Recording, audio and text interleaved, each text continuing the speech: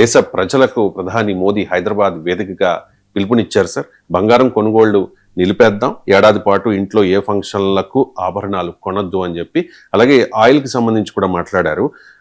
ఇంధన వినియోగం తగ్గించేలా ఈవీలు వాడదాం, కార్ పూలింగ్ చేద్దాం, ఇంధనంపై 2 నెలలుగా భారీగా భారం పెరిగిన భరిస్తూ ఉన్నాము అని చెప్పేసి, ఇంకా విదేశీ వస్తువులు కొనొద్దు, దేశీయ వస్తువులనే వాడండి అని కూడా పిలుపునిచ్చారు. వంట నూనె వినియోగం 10% తగ్గిస్తే అటు దేశ సేవ ఇటు దేహ సేవ అని కూడా మాట్లాడారు. ఒకసారి మోదీ పిలుపుని ప్లే చేయండి. गोल्ड यानी सोने की खरीद एक और पहलू है जिसमें विदेशी मुद्रा बहुत अधिक खर्च होती है। एक जमाना था जब संकट आता था, कोई युद्ध होता था, तो लोग देश हित में सोना दान दे देते थे। आज दान की जरूरत नहीं है, लेकिन देश हित में हमको यह तय करना पड़ेगा कि साल भर तक घर में कोई भी फंक्शन हो, कोई भी कार्यक्रम हो, हम सोने के गहने नहीं खरीदेंगे, सोना नहीं खरीदेंगे। विदेशी मुद्रा बचाने के लिए हमारी देशभक्ति हमें चुनौती दे रही है और हमें इस चुनौती को स्वीकार करते हुए विदेशी मुद्रा को बचाना होगा। जैसे एक बड़ा संकल्प है पेट्रोल डीजल का संयम से इस्तेमाल करना। साथियों, हमें पेट्रोल डीजल का उपयोग कम करना होगा। शहरों में जहां मेट्रो है वहां हम तय करें कि हम मेट्रो का ही उपयोग करेंगे, ज्यादा से ज्यादा मेट्रो में ही जाएंगे। अगर कार में ही जाना जरूरी है तो फिर कार पूल करने का प्रयास करें और भी लोगों को साथ बिठा ले। अगर हमें कहीं सामान भेजना हो तो कोशिश करनी है कि वह ज्यादा से ज्यादा रेलवे गुड्स के जो ट्रेन होती है रेलवे की सर्विसेज से भेजे, ताकि इलेक्ट्रिक रेलवे होने के कारण पेट्रोल डीजल की जरूरत नहीं पड़ती है। जिन लोगों के पास इलेक्ट्रिक व्हीकल है ఇలా చాలా అంశాల మీద ప్రజలకు పిలుపునిచ్చారు ప్రధాని మోదీ ఇచ్చిన ఈ పిలుపు పట్ల విపక్షాలు కొన్ని విమర్శలు చేస్తూ ఉన్నాయి. రాహుల్ గాంధీ ఒక ట్వీట్ కూడా చేశారు. Modiji demanded sacrifices from the public yesterday. Don't buy gold, don't go abroad, use less petrol, cut down on fertiliser and cooking oil, take the metro, work from home. These are not sermons, these are proofs of failure అని చెప్పేసి. Sir, అంటే ప్రజలకు మోదీ ఇచ్చిన పిలుపుని ఎలా అర్థం చేసుకోవాలి? అంటే ఇది ప్రభుత్వ వైఫల్యమా రాహుల్ గాంధీ ఆరోపిస్తూ ఉన్నట్టుగా, లేక సంక్షోభ సమయంలో ప్రజలను సమాయత్తపరచడమా? సంక్షోభ సమయంలో ప్రజల్ని సమాయత్తపరచడం అవసరము, దానికి ఖచ్చితంగా మనం ఏమి అభ్యంతరం చెప్పాల్సిన అవసరం లేదు.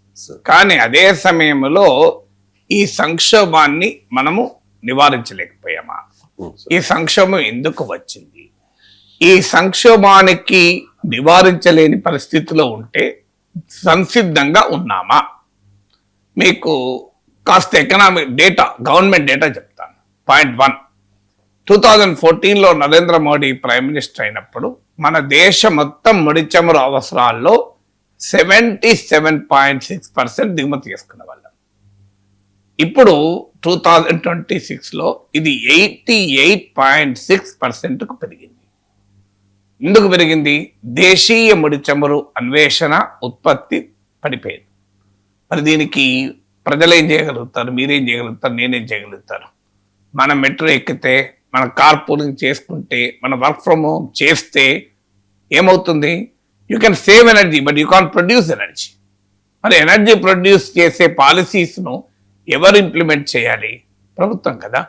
సో క్లియర్గా ఇంపోర్ట్ డిపెండెన్సీ ఈ 12 ఏళ్లలో భారీగా 11% పెరిగింది. ఈ సిచ్యువేషన్కు నరేంద్ర మోడీకి బాధ్యత ఉండదా? ప్రభుత్వానికి బాధ్యత ఉండదా? ప్రజల త్యాగాలు కరెక్టే, మరి ప్రభుత్వ బాధ్యతలు ఏంటి అనేది పాయింట్. మీకు రెండవ ఎగ్జాంపుల్ చెప్తాను. స్ట్రాటజిక్ ఆయిల్ రిజర్వ్స్ అంటారు, వ్యూహాత్మక చమురు నిల్వలు అని. వ్యూహాత్మక చమురు నిల్వలు అంటే సింపుల్గా ఏంటంటే, ఇప్పుడు మనం శ్రీ నాగార్జున సాగర్ కట్టుకొని అందులో నీళ్లు పెట్టుకున్నాం. ఎందుకు పెట్టుకున్నాం? నీళ్లు లేని సమయంలో ఆ నీళ్లు వాడుకుందామనే కదా. ఫుడ్ కార్పొరేషన్ ఆఫ్ ఇండియా గోడౌన్లలో మన ఆహార ధాన్యాలు కొనుగోలు చేసి పంట వచ్చినప్పుడు అక్కడ పెట్టుకుంటాం. ఎందుకు? ఆహార సంక్షేమం వచ్చినప్పుడు ఉపయోగించుకోవాలని. సో అలాగే చమురు సంక్షోభం వచ్చినప్పుడు ఉపయోగించుకోవటానికి కూడా వ్యూహాత్మక చమురు నిల్వలు ఉంటాయి. సో మన దేశానికి 90 డేస్కు సరిపోయే వ్యూహాత్మక చమురులు ఉండాలి. ఇది ఇంటర్నేషనల్ బెంచ్ మార్క్. కనీసం 3 నెలల పాటు చమురు దిగుమతులు పూర్తిగా ఆగిపోయినా దేశంలో చమురు వినియోగంకు బంద్ ఉండకూడదు. ఇవాళ మన పరిస్థితి ఏంటి? 10 డేస్కి ఉంది. కేవలం 10 డేస్. అంటే ఇంటర్నేషనల్ బెంచ్ మార్క్ 90 డేస్కి ఉండాలని మోడీ ప్రభుత్వానికి ఎందుకు తెలియదు? మరి ఈ దేశంలో ఎన్నడూ లేని స్థాయిలో చమురు ధరలు పడిపోయింది ఎప్పుడు నరేంద్ర మోడీ ప్రైమ్ మినిస్టర్ ఉన్నప్పుడే. 2014లో నరేంద్ర మోడీ ప్రైమ్ మినిస్టర్ అయినప్పుడు మీకు $108 పర్ బ్యారెల్ ఉండే. అది ఒక దశలో కరోనా టైంలో $25 పడిపోయింది. తర్వాత కూడా $50-60లో చాలా రోజులు ఉన్నాయి. ఈవెన్ వెస్ట్ ఏషియా వార్కు ముందు కూడా $70 పర్ బ్యారెల్ ఉండే. మీకు 2013లో అయితే $140 పర్ బ్యారెల్ పెరిగింది. సో ఏ ప్రభుత్వమైనా ఏం చేయాలి? ఇంత తక్కువగా చమురు ధరలు పడిపోయాయి కనుక మనం ఏం చేయాలి? చమురు నిల్వలు పెంచుకోవాలి. వ్యూహాత్మక చమురు నిల్వలు ఎందుకు తగ్గించారు? మరి టోటల్గా ఇండియాలో కెపాసిటీ లేకపోతే కెపాసిటీ క్రియేట్ చేసుకోవాలి. ఇప్పుడు విశాఖపట్నంలో ఈ స్ట్రాటజిక్ ఆయిల్ రిజర్వ్స్ ఉన్నాయి, కర్ణాటకలో ఉన్నాయి. ఒకవేళ కెపాసిటీ లేకపోతే క్రియేట్, ఉన్న కెపాసిటీ ఫిలప్ చేశారా? అది కూడా చేయలేదు. మీకు ఆశ్చర్యం వేస్తుంది. 5.37 వరకు మనకు మనం స్టోర్ చేసుకునే కెపాసిటీ ఉంటే 3.3 వరకు మాత్రమే మనం సేవ్ చేస్తాం. 3.37 మాత్రమే మనము పెట్టుకోగలిగాం. అంటే మనకున్న స్ట్రాటజిక్ ఆయిల్ రిజర్వ్స్ కెపాసిటీలో కేవలం 64% మాత్రమే ఫిల్ చేశాం. దీనికి ప్రజలకు ఏం సంబంధం? మేము నరేంద్ర మోడీ ప్రభుత్వానికి అతి చౌకగా ముడి చమురు దొరికిన సమయంలో, రష్యా ఉక్రెయిన్ వార్ వల్ల ఆంక్షలు ఎదుర్కొని చాలా చౌకగా చమురు అమ్ముతున్న సమయంలో మనం ఎందుకని స్ట్రాటజిక్ ఆయిల్ రిజర్వ్స్ 100%కు నింపుకోలేకపోయాం? అంటే వర్షాలు పడినప్పుడు నీవు వరద నీరును రిజర్వాయర్లో నింపుకోక, వర్షాలు లేనప్పుడు త్యాగాలు చేయండి, మీరు స్నానాలు వారానికి ఒకసారి చేయండి, మీరు వాటర్ 10 లీటర్లు తాగేది 10 గ్లాసులు తాగేది 5 గ్లాసులు తాగండి అంటే న్యాయమా? మీరు నింపుకోవాలి కదా. నింపుకోనప్పుడు కావాలంటే కొత్తగా కెపాసిటీ లేకపోతే పెట్టుకోవాలి కదా. స్ట్రాటజిక్ ఆయిల్ రిజర్వ్స్ను కెపాసిటీ పెంచుకొని ఉన్న కెపాసిటీని పూర్తిగా వాడుకొని ఉంటే ఇవాళ మన దుస్థితి ఈ రకంగా ఉండేది కాదు. 10 డేస్కు సరిపోయేంత ఉన్నాయి. మన పక్కన ఉన్న చైనా మనలాగే 90% దిగుమతి చేసుకుంటుంది. మరి ఆ దేశానికి 6 monthsకు సరిపోయే స్ట్రాటజిక్ ఆయిల్ రిజర్వ్స్ ఉన్నాయి. అందుకే ఏ మాత్రము టెన్షన్ లేకుండా ఉన్నారు. 6 months ఎక్కడ 180 డేస్కి వాళ్ళకుంటే 10 డేస్కి మనకుంది. ఇది ఎవరిది? ప్రభుత్వ వైఫల్యం కదా. ఉన్న కెపాసిటీలోనే అతి చౌకగా ఆయిల్ దొరుకుతుంటే దాన్ని కొని నిల్వ చేసుకోవడానికి ఏం ప్రాబ్లం వచ్చింది కేంద్ర ప్రభుత్వానికి? ఇది కంప్లీట్ ఎకనామిక్ మిస్మేనేజ్మెంట్ కాదా? రెండోది. మూడోది, మీకు డాలర్కు రూపాయి విలువ నరేంద్ర మోడీ ఈ టైంలోనే మీకు ఎంత పడిపోయింది చూడండి. ఎండ్ ఆఫ్ 2024 85-86 ఉండే. ఇవాళ 2026 మే జస్ట్ 1.5 yearsలో 94-95 దాకా వచ్చేసింది. అంటే 10 రూపీ కానీ మోర్ దెన్ 10% పడిపోయింది జస్ట్ 1.5 year. ప్రపంచంలో అన్ని కరెన్సీలు పడిపోయా, వాస్తవంగా డాలర్ పడిపోయింది. డాలర్ వాల్యూ ఘోరంగా పడిపోతున్న టైంలో Indian currency the worst performing currency in the Asia. మరి 2014లో ఎంత ఉంది ఒక్కసారి వెరిఫై చేయాలి. I think 60 rupees per dollar ఉందా అన్న డౌట్ చూడాలి. అంటే 2014లో డాలర్ ప్రైస్ ఎంత? మీకు 1.5 yearsలోనే మీకు లెక్క చెప్పాను. 85-86 నుంచి 95 పడిపోయింది. మరి దీనికి ప్రజలకు ఏం సంబంధం? ఆ మాటకైతే వెస్ట్ ఏషియా వార్ రాకముందరి నుంచే పడిపోయింది కదా. వెస్ట్ ఏషియా వార్ ఎప్పుడొచ్చింది? February 28, 2026. మీకు even 12 day US Israel war on Iran కూడా ఎప్పుడు జరిగింది? 2025లో జరిగింది. నేను చెప్తున్నది మీకు ఎండ్ ఆఫ్ 2024. మరి దీనికి బాధ్యత ఎవరు వహించాలి? ఈ రూపాయి ఎందుకు పతనమైంది? ఫారిన్ డైరెక్ట్ ఇన్వెస్ట్మెంట్ దేశం విడిచి ఎందుకు వెళ్ళిపోయింది? 2014 లో $1 is equal to 58 rupees sir. అదే మే డిసెంబర్ లోకి వచ్చేసరికి 63 రూపీస్ అదే 58 రూపీస్ 2014 లో, అంటే నరేంద్ర మోడీ అధికారంలోకి వచ్చిన ప్రైమ్ కొత్తలో. మినిస్టర్ అయిన టైంకు 58 రూపీస్ పర్ డాలర్, ఇవాళ 95. బహుశా ఏ ప్రైమ్ మినిస్టర్ హయాంలో కూడా ఈ స్థాయిలో పతనం కాలే, అది కూడా ఇండియన్ ఎకానమీ ఇంత డెవలప్ అయిన తర్వాత. ఇక 40 ఏళ్ల కింద 50 ఏళ్ల కింద మన ఎకానమీ వేరు, ఇవాళ ఎకానమీ వేరు, కాంట్ ఈవెన్ కంపేర్ కదా. సో ఎందుకు మరి ఈ ఫెయిల్యూర్ ఎవరిది? ఇలా మీకు ఫారిన్ ఎక్స్చేంజ్ ప్రాబ్లం వచ్చింది అని అంటున్నారు. సో రూపాయి పతనం అవుతోంది, దాని మీద ప్రెషర్ తట్టుకోవడానికి చెయ్యాలి అంటున్నారు. అసలు మీరు ఏ వార్ లేదు కదా 2014 నుంచి. ఉక్రెయిన్ వార్ వచ్చేది ఎప్పుడు 2022 కదా. సో మీకు 2022 నుంచి కూడా మనకేం సమస్య లేదు, ఆయిల్ ప్రాబ్లం లేదు. ఎందుకంటే రష్యా ఉక్రెయిన్ వార్కు ఆయిల్కు మనం కొనే ఆయిల్ సంబంధమే లేదు. మన రష్యా నుంచి ఆయిల్ కొనలేదు. వాస్తవంగా రష్యా ఉక్రెయిన్ వార్ మనకు బెనిఫిట్ అయింది, ఎందుకంటే రష్యా పైన శాంక్షన్స్ వల్ల రష్యా కారు చౌకగా ఆయిల్ అమ్ముకుంటే మనం కొన్నాం. సో మనకు వెస్ట్ ఏషియా వార్ February 28, 2026 వస్తే 2014 లో 58 రూపాయలు 94 రూపాయలకు ఎందుకు పడిపోయింది 95 రూపాయలకు? మరి దీనికి ప్రజలకు ఏం సంబంధము? మరి ఇది ప్రభుత్వ వైఫల్యం కాదా? నాలుగవది 2024-25 లో India's trade deficit is $241 billion. 2025-26 India's trade deficit is $281 billion. ఎందుకు పడిపోయింది? ఈ టైంలో ఏ వార్ లేదు కదా. ఇందులో $116 billion చైనాతోనే ట్రేడ్ డెఫిసిట్. ఏం చెప్పారు మనకు? 2020లో డాల్వాన్ లోయర్ తర్వాత చైనా వస్తువులను బహిష్కరించండి, దేశభక్తి అంట. అదే చెడిపోయిన చైనా టీవీలను బాల్కలకి ఎత్తేయండి, ఆ ఫోటోలు తీసి వీడియోలలో పెట్టుకోండి అని ఎక్కలేని ఆన్లైన్ దేశభక్తి ప్రదర్శించారా లేదా? చైనా యాప్లను నిషేధిస్తున్నామని. మరి నరేంద్ర మోడీ హయాంలోనే చైనాతో అత్యధికంగా మన ఇంపోర్ట్స్ పెరిగాయి. ఎందుకు పెరగాలి? ఆఖరికి మన సరస్వతీ మాత విగ్రహాన్ని, మన దేవతల విగ్రహాన్ని కూడా చైనా నుంచి దిగుమతి చేసుకుంటున్నాం. మన హారతి కర్పూరాన్ని కూడా చైనా నుంచి దిగుమతి చేసుకుంటున్నాం. హిందుత్వ ప్రభుత్వం ఉన్న సమయంలో దేవతల విగ్రహాల్ని, హారతి కర్పూరాన్ని కూడా దిగుమతి చేసుకోవాలి. మనం తయారు చేసుకోలేమా? ఫర్నిచర్, నార్మల్ టేబుల్ చైర్లు కూడా దిగుమతి చేసుకుంటున్నాం చైనా నుంచి. దీన్ని ఎందుకు ఆపరాదు? మీరు ఫారిన్ కమాడిటీస్ కొనక్కండి అని ప్రజలకు పిలిపిస్తున్నారు మోడీ. ఫారిన్ కమాడిటీ మీరు ఎందుకు ఎలా చేస్తారని నా పాయింట్. చీప్ చైనా గుడ్స్ ఎందుకు ఎలా చేస్తున్నారు? దీనికి ఆన్సర్ ఉండాలి కదా. చీప్ చైనా గుడ్స్ ఎలా చేస్తున్నారు? చైనాకు మన ఎక్స్పోర్ట్ సొమ్ము పెరగడం లేదు. చైనాతో ట్రేడ్ టెన్షన్స్ ఉన్నా కూడా చైనా పైన మనం ఆధారపడుతున్నాం. ఎందుకు ఆధారపడాలి? డొమెస్టిక్ ప్రొడక్షన్ పెంచడానికి మనం ఎందుకు ప్రయత్నాలు చేయకూడదు? ఇప్పుడు దేశభక్తి అంటే దేశ ప్రజలు త్యాగాలు చేయడం కాదు. దేశ పారిశ్రామిక రంగం ఎందుకు పనిచేయడం లేదు?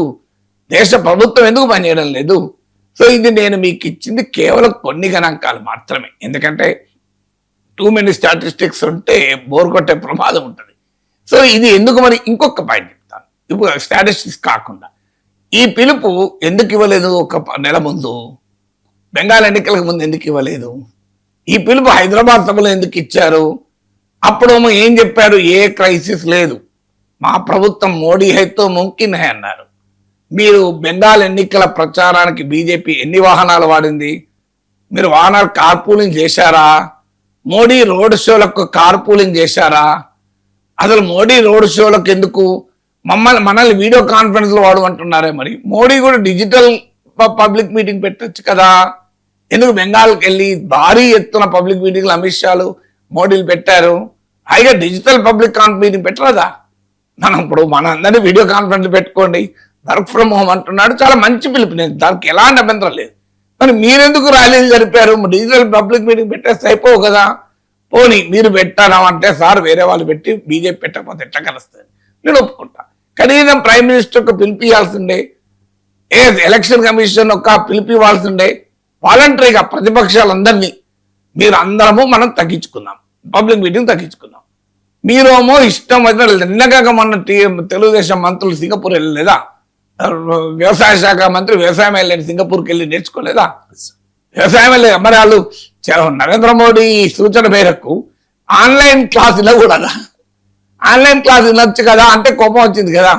మరి మొదలు చెప్తున్నాడు కదా, మనమేమో ఆన్లైన్ లెక్చర్స్ ఆన్లైన్ మీటింగ్ ఉండాలి. మినిస్టర్లు మాత్రం ఈ క్రైసిస్ టైంలో ఫారిన్ ఎక్స్చేంజ్ ఛాలెంజెస్ ఉన్న టైంలో ఇప్పుడు వెళ్ళి సింగపూర్లో కొత్త నేర్చుకునేది ఏముందండి?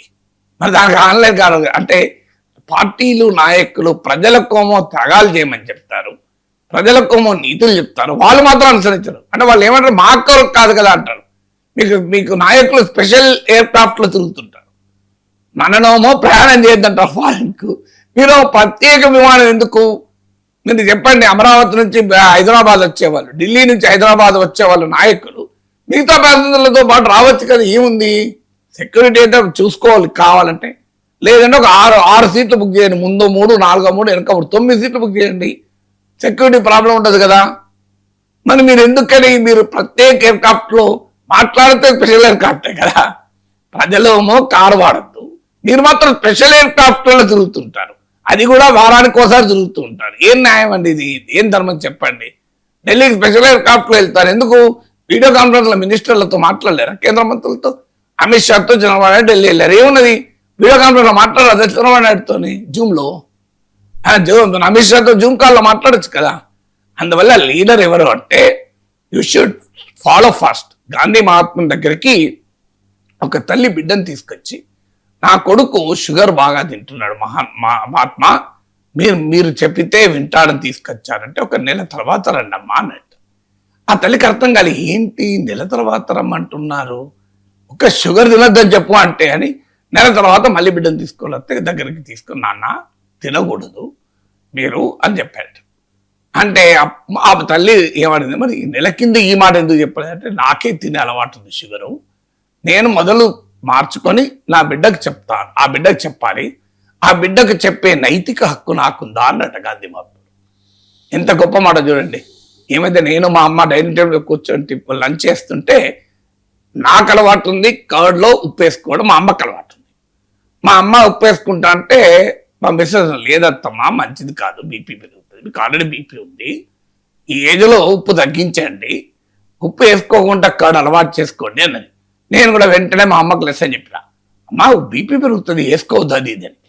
కానీ ఒక్కసారి నా ప్లేట్లో ఉప్పు చూసి నాకు అనిపించింది, అరే మా అమ్మకి చెప్తున్నానే అని చెప్పి ఆ క్షణం నుంచి నేను కర్డ్లో సాల్ట్ మానేశాను. ఇప్పుడు నేను కర్డ్లో సాల్ట్ వాడను, ఎందుకంటే నాకు మా అమ్మకి చెప్పే ముందు నేను వాడాలి కదా అని. గాంధీ మహాత్ముడు షుగర్ గుర్తొచ్చి వెంటనే అమలు చేశాను. ఎందుకంటే నా నాయకులు మొదలు మీరు మీ బాధ్యతలు నిర్వర్తించండి, ప్రజలకు తర్వాత త్యాగాలకు పిలిపివ్వండి, మేము మాత్రం బాధ్యతారహితంగా ఉంటాం, మీరు ప్రజలు మాత్రం త్యాగాలు చేయండి అంటే బాధ్యత ప్రజల మీద ఎందుకు మోపుతున్నారు అని అడుగుతున్నాను. మీ అసమర్థత కదా ఇప్పుడు నేను చెప్పిన లెక్కలన్నీ. మీరు హాయిగా 90 రోజుల పాటు మీరు ఆ వ్యూహాత్మక సమన్వయంలో పెట్టుకునే పరిస్థితి రాదు కదా. మీరు చేయగలిగిన అన్ని చేశాక అప్పుడు మీరు పిలిపియండి, నాకు అభ్యంతరం లేదు. కానీ మేం చేయము, మీరు మాత్రమే చేయాలంటే ఎట్లా? ఈ కనీసం మంత్రులు ఎవరు, ముఖ్యమంత్రులు ఎవరు ప్రధాన స్పెషల్ ఎయిర్క్రాఫ్ట్ వాడద్దు అని చెప్పండి. నేను ప్రైమ్ మినిస్టర్ని కూడా అంటలేదు, మిగతా వాళ్ళని చెప్పమంటున్నా. ఏమవుతుందండి మిగతా కార్ల ఫ్లైట్లు వస్తే ఏం ప్రాబ్లం ఏముంటుంది? అందరు చేస్తాను నేను, ఎందుకంటే కిషన్ రెడ్డి గారిని నేనే చూశాను ఎయిర్పోర్ట్లో, ఇద్దరు ఒకటే ఫ్లైట్కి ఢిల్లీ వెళ్ళాము. సో నాకు అదే మాతోనే లైన్లో ఉన్నాడు, కేంద్ర మంత్రి కూడా మాతో పాటు ఎక్కాడు. సో అలా అందరూ స్పెషల్ ఫ్లైట్ కాదు అంటే కిషన్ రెడ్డి ప్రతిసారి అలాగే వస్తున్నాడో స్పెషల్ ఫ్లైట్ ఎప్పుడైనా వెళ్తున్నా నాకు తెలియదు కానీ చెప్పాను, అందరూ చేస్తున్నా నేను అన్నాడు. కానీ చేసే వాళ్ళైతే ఆపాలి.